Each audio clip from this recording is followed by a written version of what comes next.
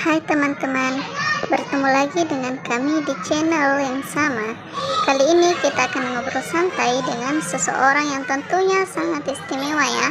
Tapi sebelumnya saya akan membacakan sedikit profilnya ya. Nah, nama lengkap Sulistiawati, kerap kali disapa Sulis.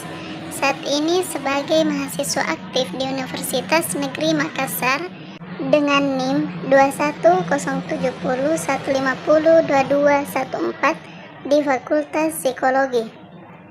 Baiklah, langsung saja. Karena kali ini kita hanya ngobrol santai, nah langsung saja, bisa nggak Kak cerita masa kecilnya? Sebelumnya terima kasih ya karena udah ngajak di acara ngobrol santai kali ini. Baiklah, karena tadi sudah dibacakan profil saya akan menceritakan sedikit pengalaman atau perjalanan masa kecil saya.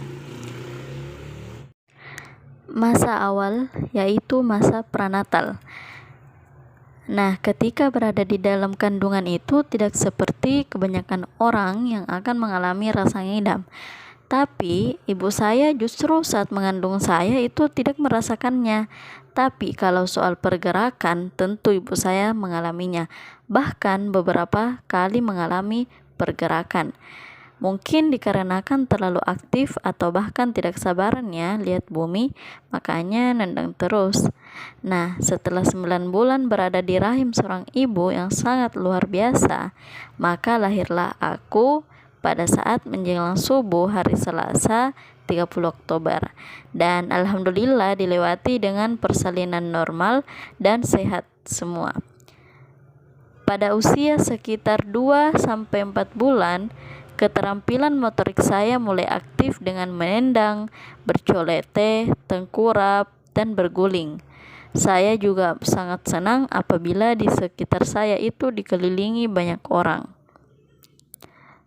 Pada usia 5-12 bulan, semuanya berjalan dengan baik. Pertumbuhan saya pun berkembang dengan baik dan normal. Mulai dari pertumbuhan gigi pertama saya yang pada usia saat itu usia 6 bulan, sampai saya bisa berjalan di usia 12 bulan. Nah, hubungan sosialisasi saya itu sangat baik.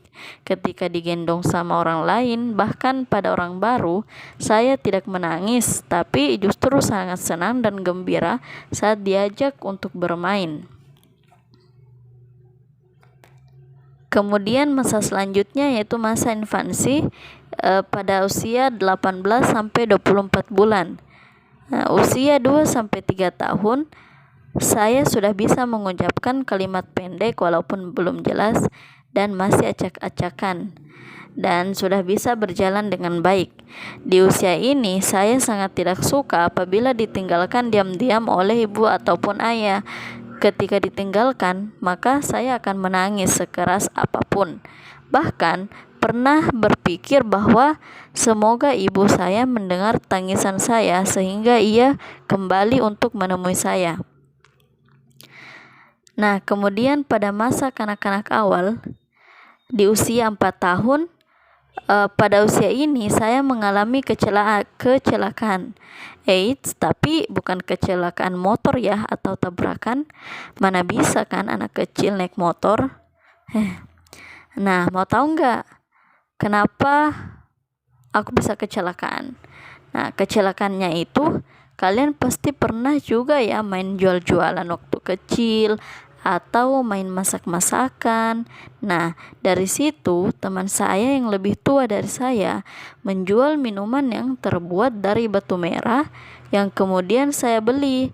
Pada saat itu saya nggak berpikiran bahwa minuman itu hanya mainan. Jadi setelah saya membeli, langsung aja deh saya minum kira-kira segelas air mineral. Awalnya sih normal-normal aja sampai kakak saya datang dan melihat bekas gelas yang saya sudah pegang. Jadi langsung saja dong kakak saya teriak dan memanggil ibu saya, kemudian langsung dilarikan ke rumah sakit. Kata dokter sih waktu itu tidak ada masalah yang serius, tapi tetap harus rawat jalan dan terus mengontrol perkembangannya. Di usia 5 tahun, setelah menjalani pengobatan jalan selama hampir 6 bulan, alhamdulillah semuanya kembali normal. Dan alhamdulillahnya juga, setelah kejadian itu tidak ada perubahan yang terjadi. Di usia ini juga saya masuk taman kanak-kanak dan di sekolah saya juga sangat aktif, sangat senang bermain bersama teman. Saya juga sudah bisa membaca huruf abjad dengan baik dan membaca huruf Iqra dengan baik. Skill menggambar waktu itu memang masih sangat rendah sih di usia taman kanak-kanak, tapi di usia kita yang masih 5 tahun tuh itu adalah hal yang sangat menakjubkan ketika sudah bisa menggambar apa yang menurut kita sangat menarik. Di sekolah, saya dikenal sebagai anak periang dan pintar, tidak pernah merasa takut melakukan hal apa yang saya inginkan. Nah, kemudian masa kanak-kanak akhir, di usia 6-12 tahun, saya menjadi anak yang lebih aktif lagi, masuk di sekolah dasar, dan saya mulai bermain tanpa mengenal waktu. Biasanya sepulang sekolah saya pergi bermain sampai sore setelah mendengar azan maghrib, dan bahkan biasanya ibu saya yang akan menjemput saya. Saat malam saya akan menonton sambil makan, bahkan terkadang sampai ketiduran. Akhirnya saya digendong oleh ayah, walaupun beberapa kali sih itu hanya tidur bohongan karena saya sangat senang digendong oleh ayah, sehingga saya berpikiran untuk tidur bohongan. Nah, rumah saya itu dekat dengan sungai, sehingga saya sering turun ke sungai dengan teman hanya sekedar untuk memancing ikan kecil ya, soalnya nggak ada ikan besar di sungai.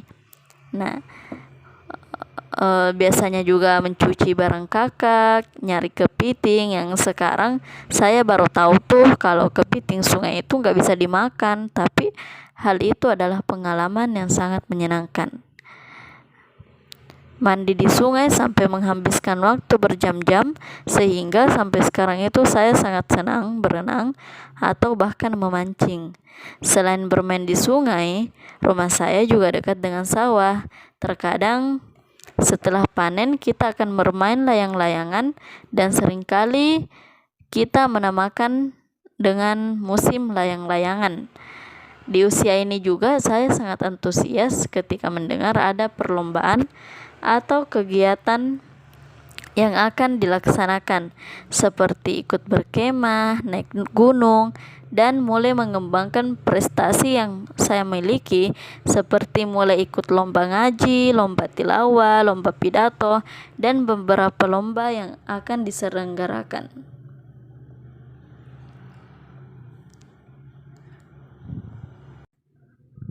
Mungkin cerita saya udah cukup panjang ya teman-teman.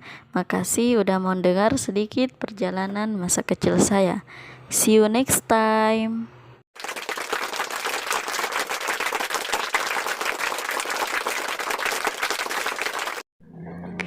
Nah, teman-teman, udah dengarkan cerita yang sangat istimewa dari seseorang yang istimewa. Nah, kalau kalian mau ngobrol santai dengan kakak ini, gampang kok. Tinggal di subscribe aja dong channelnya. Dijamin kamu gak bakal ketinggalan berita tentang kakak istimewa ini. Terima kasih ya udah nonton dan udah dengar. See you next. Assalamualaikum warahmatullahi wabarakatuh.